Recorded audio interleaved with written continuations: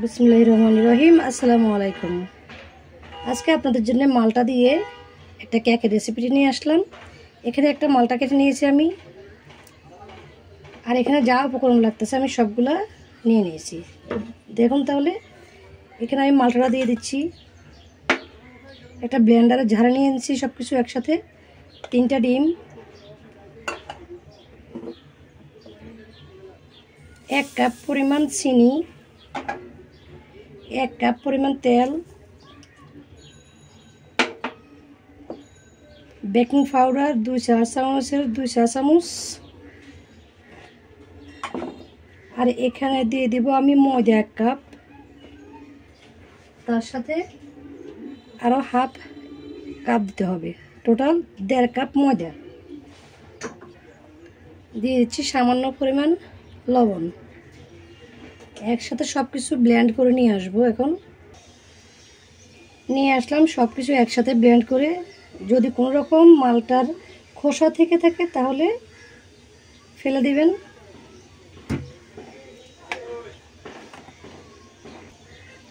এখানে নিয়ে নিয়েছি আমি তেল দিয়ে ভালো করে ব্রাশ করে একটা মোল, তার মধ্যে এখন কেকের ব্যাটারটা ঢেলে দিব।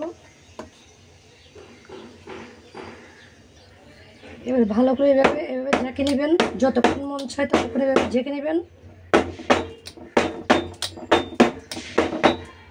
আর তার উপরে এখন দিয়ে দিব কিশমিশ। কিশমিশটা দিলে কেকটা খুব ভালো লাগে। আর যারা চাইবেন আপনারা কোকো পাউডার দিতে পারেন। তারপরে এভাবে একটু মাঝখান দিয়ে এভাবে করে দিবেন।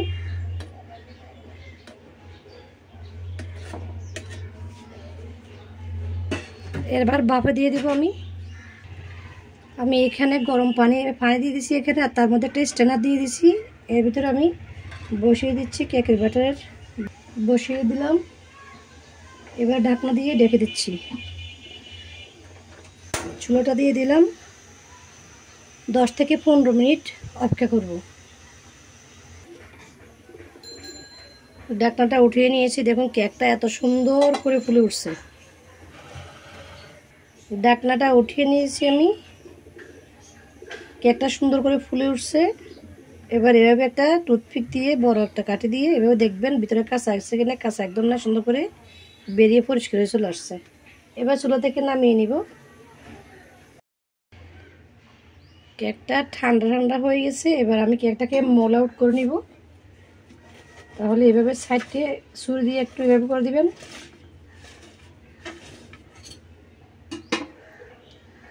এবার আমি প্লেটের মধ্যে নিয়ে নিচ্ছি।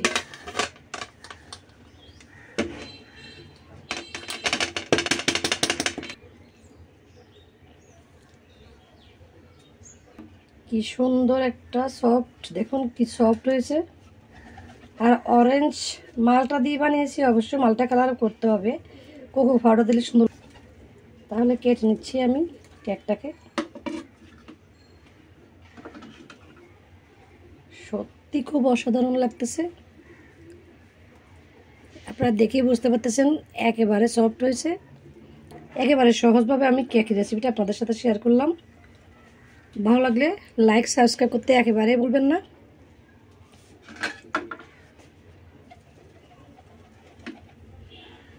আজকের রেসিপিটা শেয়ার করে আপনাদের সাথে আপনাদের কেমন লাগলে অবশ্যই জানাবেন।